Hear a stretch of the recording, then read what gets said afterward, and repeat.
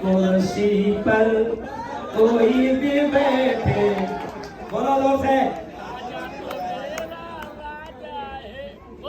Stage पर जब अफरोज हम सबके बड़े लाडले, बड़े प्यारे चहीते लीडर जिन्होंने भाजपा की नींद उड़ाकर रखी है, जोरदार तालियां ऐसे साहब हमारे नौजवान करण दादा। देखिए आप चेहरा देखें, कितना मुस्कुराता चेहरा है, हंसता हुआ नूरानी चेहरा।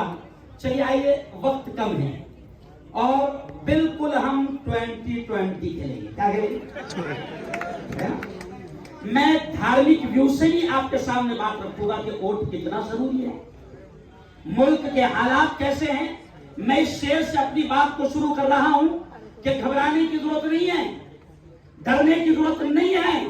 सिर्फ इतना याद रखो कि आज आ जाए उसूलों पर तो टकराना जरूरी है। आज आ जाए उसूलों पर ताई, आज आ जाए उसूलों पर तो टकराना जरूरी है। और खुदा ने जिंदगी दी है तो जिंदा नजर आना जरूरी है। ये देश हमारा है। राहत इंदौरी साहब ने एक बड़ा प्यारा शेर कहा था साहब। राहत इंदौरी साहब ने कहा था कि सभी का खून है शामिल यहाँ की मिट्टी में। राहत इंदौरी ने कहा था कि सभी का खून है शामिल यहाँ की मिट्टी में, किसी के बाप का हिंदुस्तान थोड़ी है।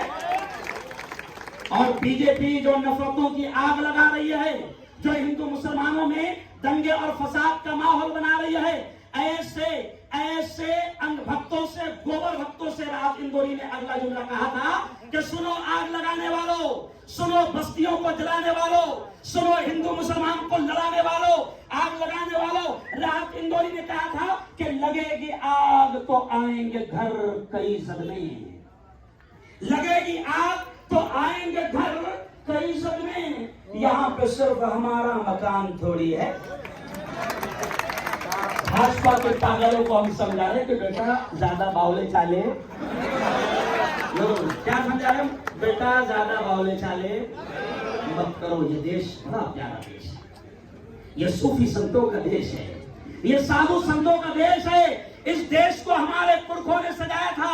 इस देश के लिए शहीद अशफाकुल्लाह, शहीद अब्दुल हमीद, मौलाना अबुल कलाम आजाद, सरदार वल्लभ भाई पटेल, महात्मा गांधी, उन्होंने बड़ी मेहनतों से इस देश को सजाया था और इस देश को गोरे अंग्रेजों से आजादी दिलाई थी। लेकिन मैं देख रहा हूं कि 2014 के बाद नफरतों का जो माहौल बन गया, मॉब लिंचिंग का जो माहौल बन गया, दंगे फसाद का जो माहौल बन गया, महिलाएं सुरक्षित नहीं है, किसान आत्महत्या कर रहे हैं, बेरोजगारी बढ़ गई है, जवान पढ़ रहे हैं, लिख रहे हैं, उनको नौकरियां नहीं है। तो ऐसे मौके पर मैं आपको पैगाम दे रहा हूं कि हमारे पुरखों ने, हमारे बाप दादा ने उस वक्त गोरे अंग्रेजों को यहां से भगाकर देश को बचाया था।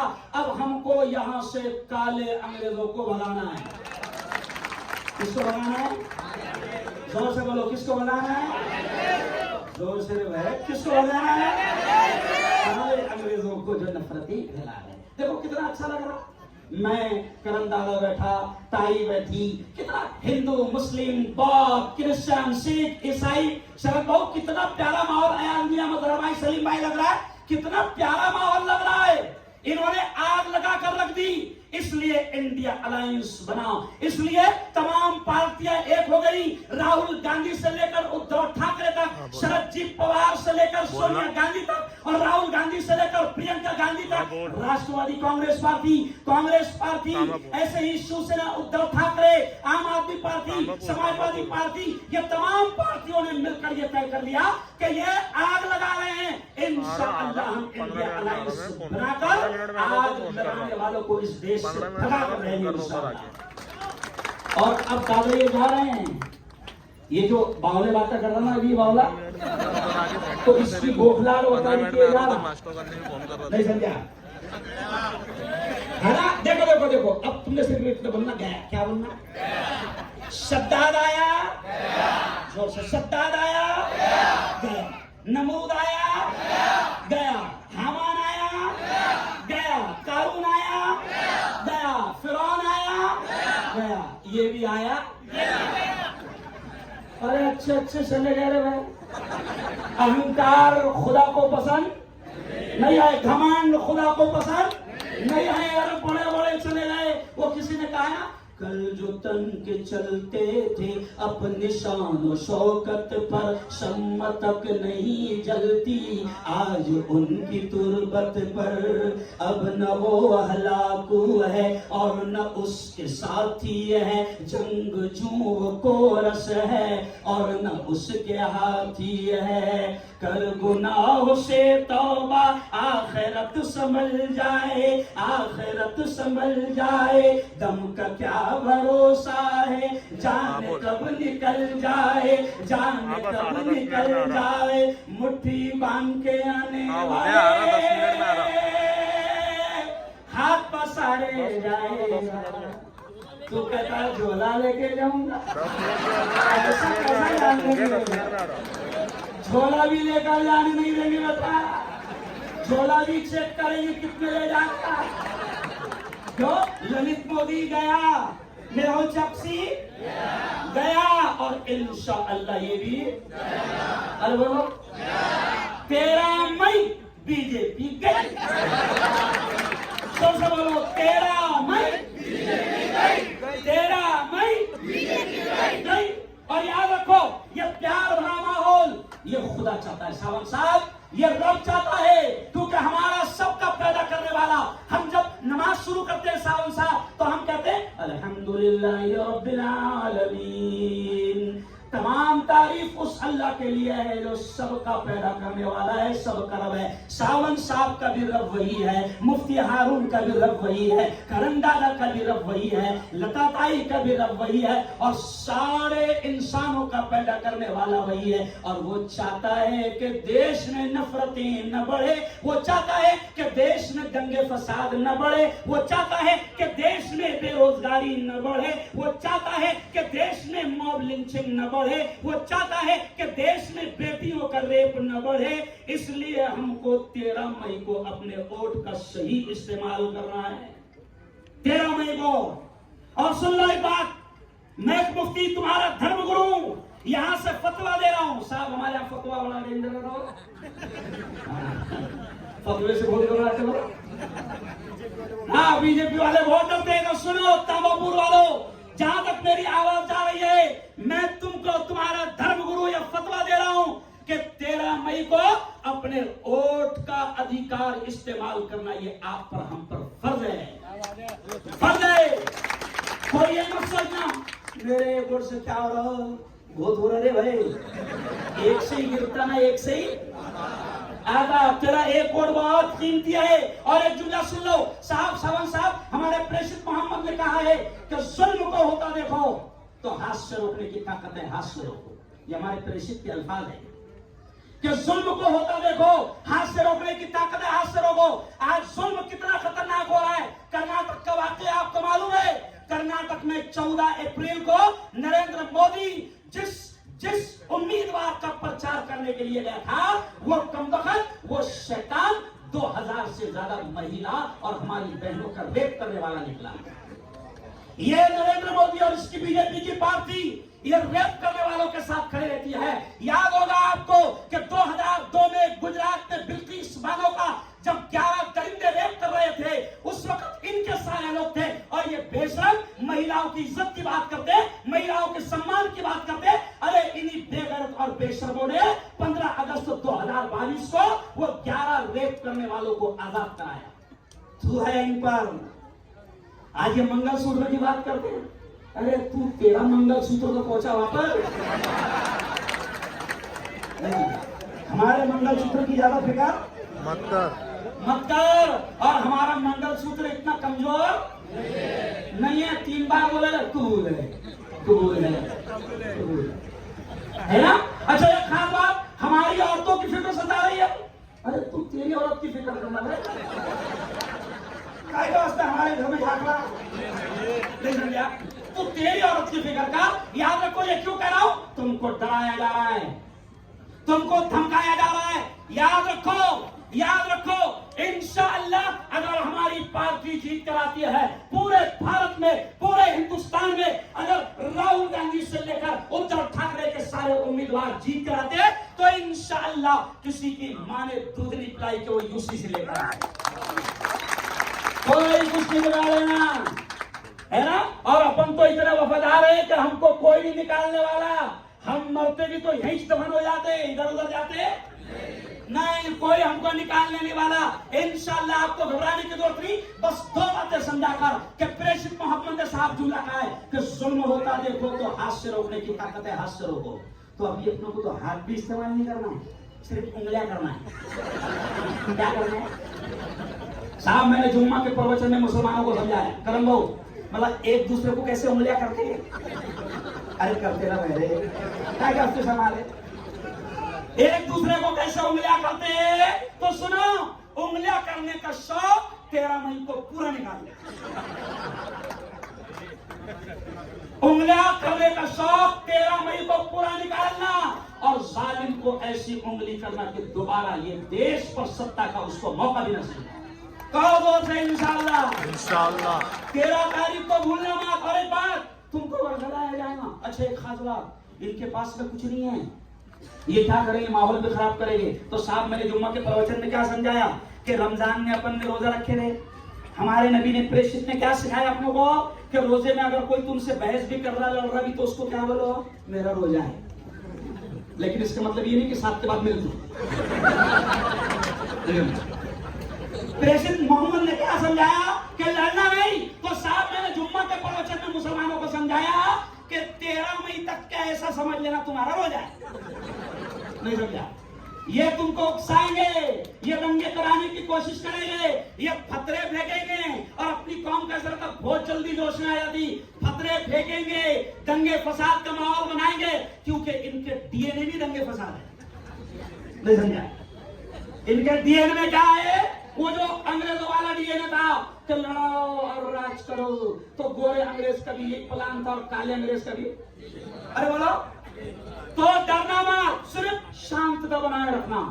13 तारीख तक के किसी के बहकावे में नहीं आना। कोई फतरे भी फेंके तो पत्थर का जवाब पत्थर से नहीं देना। कुलभूषण भाऊ, सुनील भाऊ, हमारे धर्मगुरु मौलाना अरशद मदनी ने कहा कि आग को आग से नहीं बुझाया जाता है, आग को बुझाने के लिए मोहब्बत पानी की बारिश की जरूरत है। तो आपको अभी आग वो लगाएंगे, क्योंकि आग लगाना ही उनका काम है। वो 15-10 साल में उन्होंने जो कुछ किया कसम खुदा की उसका जिक्र ही नहीं कर रहे हो। अरे बोलना रे भाई, हम अच्छे दिन आएंगे, अरे दे दे हमको हमारे पुराने बुरे दिन। ये अच्छे दिन नहीं होना, वो 450 की गैस हंडी के बुरे दिन हमको दे दे। नहीं समझा? वो 65 रुपए के पेट्रोल वाले बुरे दिन हमको, अरे बोलो ना, वो बुरे दिन हमको दे दे। शेतकरी आत्महत्या कर रहे हैं, बेशरम आत्महत्या शेतकरी कर रहे हैं। शेतकरी इस मुल्क का जो है अन्नदाता कहलाता है। भाई शेतकरी आत्महत्या कर रहे हैं और ये बेशरम 1 साल तक के किसान जो है आंदोलन पर बैठे, मगर इस बेशरम पे बेगैरत पर कोई फर्क नहीं पड़ा। 700 किसानों ने जान दे दिया, मगर इस बेगैरत पीएम ने जो है उन किसानों की एक न सुनी। और आखिरी जुमला सुन लो, कोरोना आया था कि नहीं आया था? अरे बोलो ना, कितने साल आया था? 2 साल। बहुत अच्छा था बेचारा हो, 2 साल आया और मुकुंद दादा वो बहुत अच्छा था, 2 साल आया और चला गया। ये 10 साल का कोरोना है। और ताई मुल्ला भाई, ये कोरोना से भी ज्यादा खतरनाक है, कोरोना से भी ज्यादा खतरनाक है। इसलिए मैंने नारा लगाया था उस दिन उस्मानिया पार्क में। क्या नारा लगाया था मैंने? केमिस्ट भवन में। समझे आप कि जैसे कोरोना को भगाया था, तो कोरोना वायरस को जैसे भगाने में आपने काम किया, वैसे ही मोदी वायरस को भी भगाने के लिए काम। कौन सा वायरस? कोरोना। जोर से बोलो, सावंत दादा यहाँ पर है, जोर से बोलो। कौन सा वायरस? कौन सा वायरस? हाँ, इसको भगा कर देश को बचाना। और आखिरी बात सुन लो, सावंत साहब क्या करेंगे? सुनो सुनो सुनो, हमारी झोपड़पट्टी का एरिया है, वसीम आसिफ का है। अभी ये क्या करेंगे? पाइप में रखे अरे अरे अरे, नहीं समझा? ये बड़ा इलेक्शन रहता वाला, इसमें आते नहीं। ये कौन सा इलेक्शन लगा? वो नगर पालिका का रहता, उसमें चारों तरफ से आते इसमें आते अरे बोलो नहीं, क्योंकि ये चाल क्या चलेंगे सर हमारे लोगों को रोकने के लिए? क्या करेंगे? सुनो सुनो सुनो, एक मिनट, 2-3, अच्छा आसिफ एक मिनट सुन, ये क्या करेंगे? 10 लोगों को लाकर भी ले लेंगे और फिर पूरी गली में हवा आ जाना। आने वाले है नहीं। ओ यारो, आखिरी जुमला सुन लो, आखिरी जुमला सुन लो। देखो, आपको इस देश को बचाना है, देश के संविधान को बचाना है। दादा ये क्या कर रहे हैं? सुनो मेरे यारों, डॉक्टर भीमराव साहब अंबेडकर, मौलाना अबुल कलाम आजाद, इन तमाम की टीम ने जो मिलकर इस देश का संविधान बनाया, यह संविधान हमारे देश की आन है, शान है, जान है, बान है। और हम इस देश के संविधान को किसी भी हाल में खत्म होने नहीं देंगे। अरे बोलो नहीं देंगे। ये क्या करे दादा? 400 हमारी सीटें ला कर दे दो तो हम संविधान बदलेंगे। अरे बेटा, हम ते कुछ बदलने वाले अभी। किसको बदलने वाले? हाँ, आज मेरी एक वीडियो आई, चलो रे ढोली, देखिए मेरी वीडियो। अंतिम संस्कार, यानी अब क्या हो रहा? अब की बार अंतिम संस्कार। अंतिम क्या रहा ना बीजेपी का? अब की बार अंतिम संस्कार होने वाला है। डोली जाने वाली है और नौरा आने वाला है। मनहूसों की डोली जाने, अरे बोलो ना, मनहूसों की डोली जाने वाले, खबीसों का सुपड़ा साफ होने वाला है। लेकिन आपके हाथ में, मैं जवानों से कह रहा हूँ, वसीम मियां, आसिफ मियां, जितने भी टीम है, सुनो, हर गली के 5-5, 10-10 जवान तय कर लो जो हमारे वोट निकालने का काम करे। दादा क्या हो रहा? अभी हम जोश में हैं, लेकिन वोट कुछ नहीं जाएगा तो कैसी क्या होगा? नहीं होगा ना काम। वोट को जाना पड़ेगा।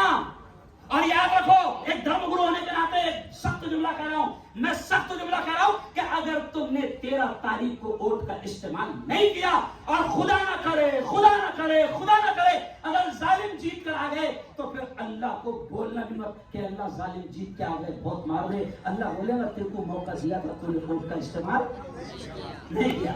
वोट का सही इस्तेमाल करना और बिकना मत। अभी यावल में शुरू में गया था, कल एरंडोल में गया था साहब, तो मैंने एक मिसाल दिया करन दादा कि हम बिकते कितने में?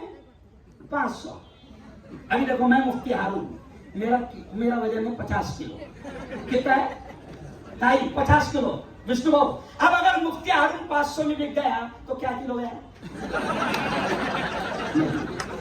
अरे सेमड़ी मेंढी का वो 700 रुपए किलो है।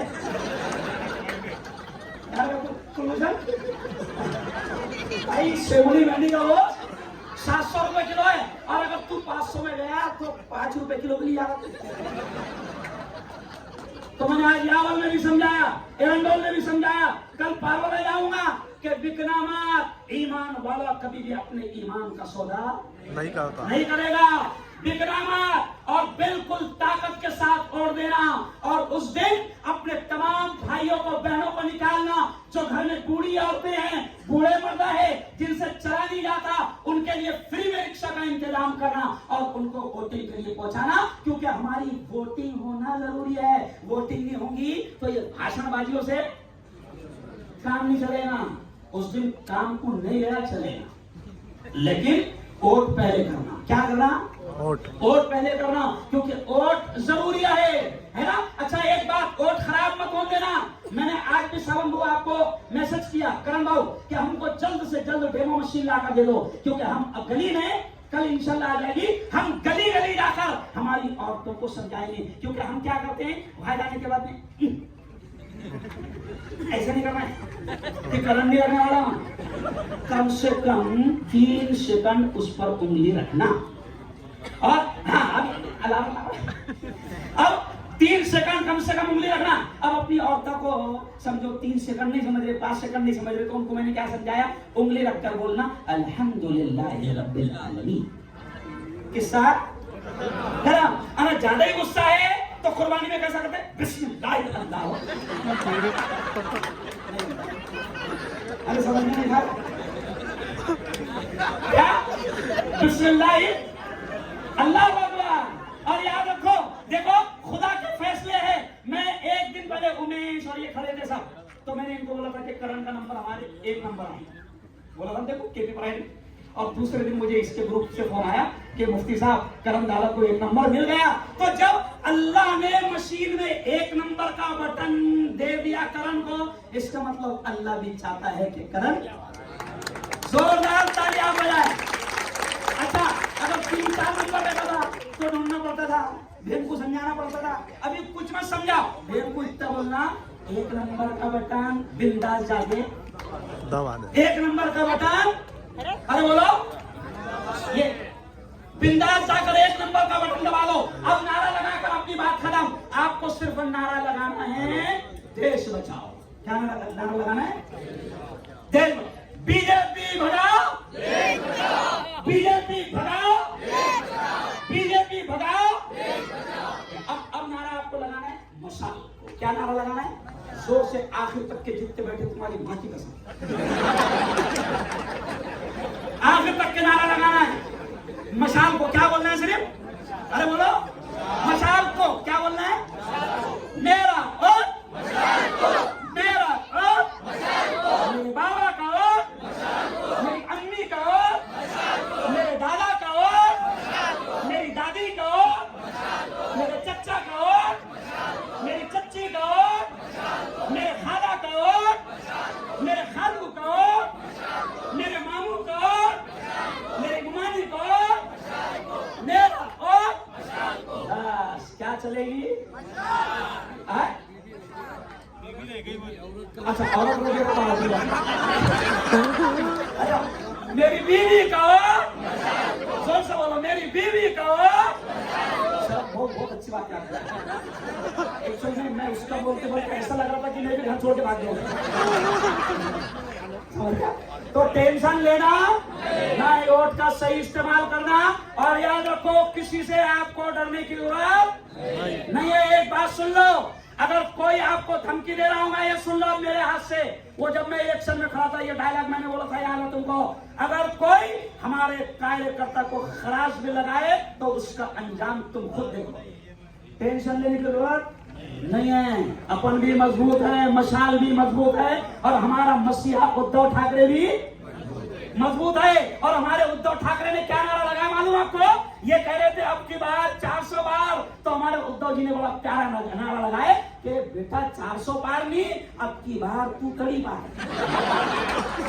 अब की बार तू कड़ी पार। एक तो उसमें ओरिजिनल कड़ी पार है, 2 जोड़ी में, एक तो क्या है करम दादा ओरिजिनल कड़ी पार है। लेकिन अब उन्होंने सत्ता हाथ में लेकर सारे मुजरिमों को गोद में बिठा लिया। हमारी सत्ता आएगी तो गुजरात से लेकर जितने भी जालिम हैं, जिन्होंने मुल्क की दिशा और दशा को खराब कर दिया है, जिन्होंने मुल्क में नफरतों का माहौल बना दिया है, हमारी सत्ता आएगी तो इनसे सबसे हिसाब लिया जाएगा इंशाअल्लाह। बहुत बहुत धन्यवाद, बहुत बहुत शुक्रिया। फिर आखिर में एक बार और जोर से नारा लगा दो, हमारा वोट, पूरा जोर से हमारा वोट, हमारा वोट। जय हिंद, जय महाराष्ट्र, जय महाविकास अघाड़ी। धन्यवाद, शुक्रिया।